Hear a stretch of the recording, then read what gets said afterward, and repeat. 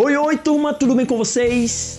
Este é o canal Arte Ciência, eu sou o professor Diego Lessa e está começando agora nosso primeiro revisando da nossa prova P1 de música. Lembrando que eu estou aqui para representar todos os professores de música da Blue School Objetivo DF, que elaboraram esse conteúdo. Então vamos para o nosso primeiro revisando. Lembrando que o conteúdo da nossa primeira prova geralmente é o mais difícil de todos, porque muitos dos estudantes não tiveram contato com a música de forma teórica. Então presta atenção no que vai ser apresentado aqui. Nessa prova vamos apresentar 3 temas principais: a física do som, vamos falar também sobre a origem da notação musical e falaremos um pouquinho sobre a partitura musical ou pauta, que você já deve ter ouvido falar por aí, que é esse negocinho aqui na frente. Vamos começar a nossa revisão. Falaremos primeiro então da física do som. Som é tudo aquilo que impressiona o nosso órgão auditivo.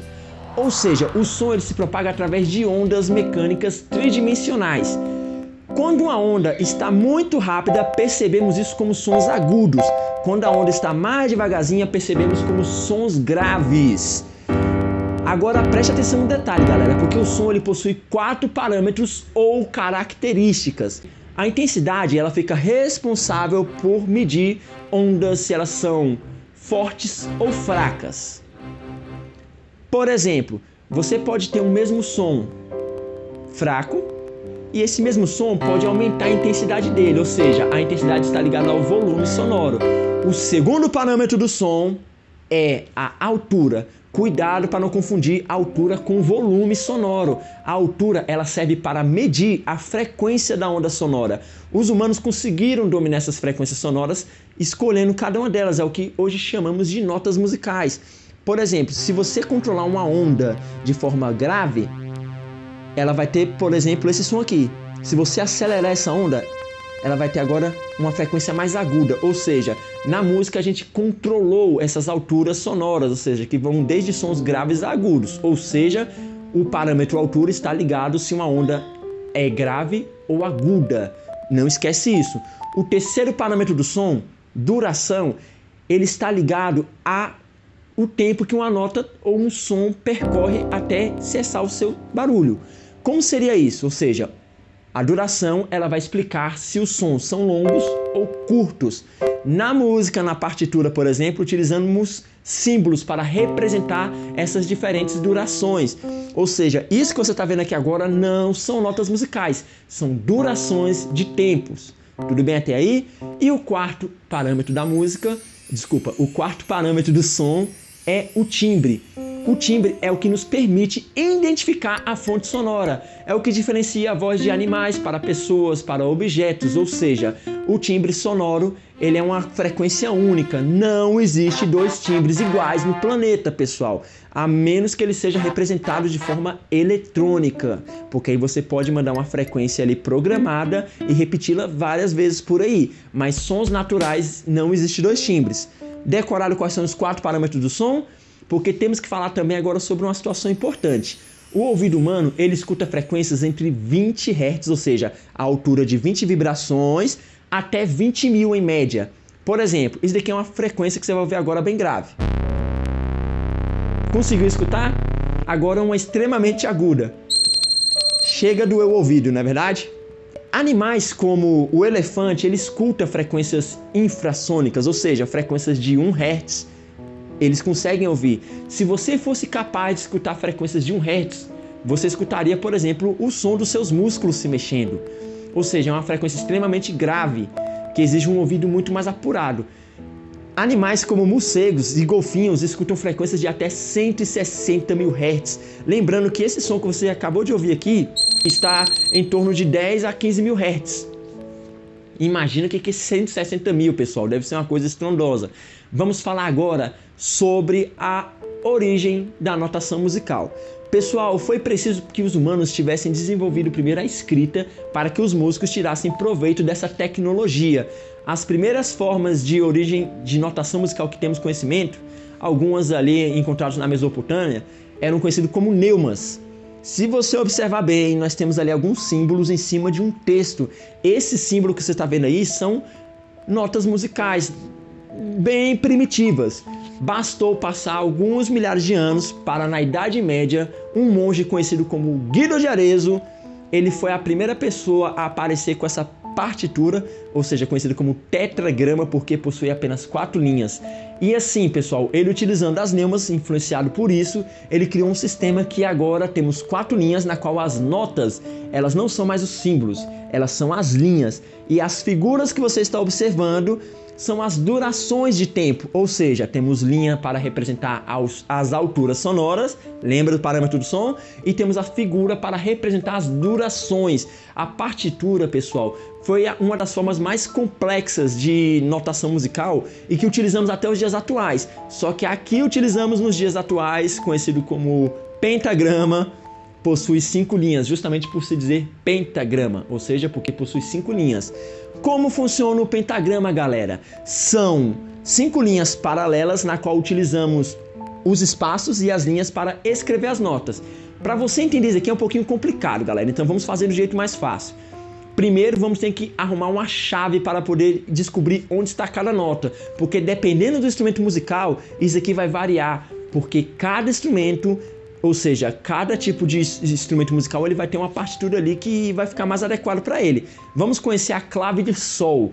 Esse símbolozinho aqui, ele serve como uma espécie de GPS que localiza a nota sol. Por exemplo, a clave de sol está indicando para você que a segunda linha desse pentagrama é sol. Ou seja, se a segunda linha é sol, basta você agora utilizar aquela lógica de como funciona a escala musical, dó, ré, mi, fá, sol, lá, si, e aí você vai distribuindo as notas nas outras linhas e espaços. Por exemplo, se a segunda linha é sol, logo o segundo espaço vai ser o quê? Lá. Se a terceira linha é si, logo o terceiro espaço vai ser dó, seguindo a escala ascendente, ou seja, crescente. É assim que funciona a partitura, galera. Vamos fazer um exercício rápido aqui. A última linha é o quê? Se você não consegue responder, vamos fazer o seguinte. Vamos se localizar pelo sol e começar a contar as linhas e espaço. Ou seja, a segunda linha é sol, espaço lá. A linha do meio é si, espaço dó. A quarta linha é ré, espaço mi. E a última linha vai ser o quê? Fá. Aprenderam como é que funciona? Então, galera, essas figuras que você está vendo aqui, elas são para representar as durações de tempo. Ou seja, é por isso que existem figuras brancas, redondas, figuras com cortezinhos. Agora tem um pequeno problema. Existem 3 tipos de claves. A clave de sol, ela está ligada a instrumentos ali de som médio e agudo. Ou seja, esse sol aqui, ele é o terceiro sol. Como assim terceiro sol? Se você observar bem, as escalas musicais elas vão se repetindo em frequências graves, dó, ré, mi, fá, sol, lá, si, depois vão dó, ré, mi, fá, sol, lá, si, dó, ré, mi, fá, sol, lá, si, dó, ré, mi, fá, sol, lá, si, até ficar bem agudinho. Então, ou seja, esse sol ele é um sol central. Se eu tiver um instrumento grave, como por exemplo uma tuba ou um violoncelo, eu preciso de uma nova clave para poder representar esse instrumento. No caso, a clave de Fá, ou seja, a clave de Fá ela vai jogar o Fá lá para cima, ou seja, na quarta linha. Então a partir daí eu tenho mais notas graves embaixo. Tá vendo ali como é que funciona? Ou seja, a clave de Fá ela vai servir para instrumentos graves. Pessoal, eu vou dar um exemplo para vocês aqui de como funciona uma partitura de bateria, para vocês verem como é que isso aqui é importante. Pessoal, para entender melhor a partitura, eu vou dar um exemplo para vocês utilizando essa bateria eletrônica. Vamos fingir que a primeira linha, ou seja, o Mi, seja essa nota aqui. Logo, se eu botar 3 figurinhas pretinhas daquela ali, cada um representa um segundo. Já a linha do meio, vamos supor que ela seja esse som aqui. Se eu botar então 3 figuras pretinhas na linha do meio, significa que eu tenho que bater aqui 3 vezes. Agora, uma coisa importante, a figura branca, ela dura 2 segundos, por exemplo. Ou seja, se eu bater aqui, eu tenho que contar 2 segundos, mas com apenas uma batida. 1, 2, 1, 2. Então, olha o que eu vou fazer aqui com vocês. Primeiro eu vou fazer uma partitura bem simples. Olha só essa partitura ali. 1, 2, 3 e...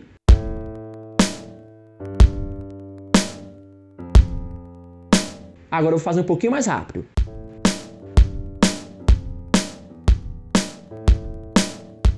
Agora, se eu utilizar uma figura branca e 2 figurinhas pretas, olha o que vai acontecer aqui. E eu vou repetir várias vezes, tá, pessoal? Prestem atenção. Ou seja, essas estão durando 1 segundo, em tese, tá? Lembrando que é suposição. E essa aqui está durando 2, ó. 1, 1, 1, 2. 1, 1, 1, 2. Entenderam, pessoal? Ou seja, a partitura é uma das formas mais complexas de vocês aprenderem notação musical, porque ela representa exatamente a duração, a nota, a altura dela, isso tudo em 5 linhas maravilhosas.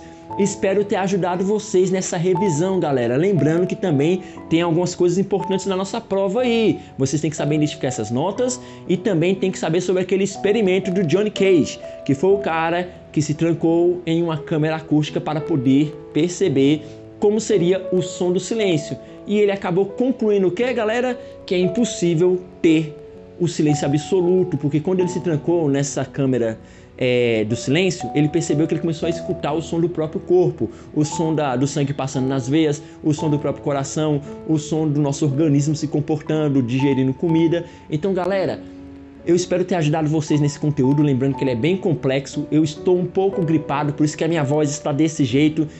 Eu espero ter ajudado vocês. Um forte abraço, boa prova e até a próxima. Fui!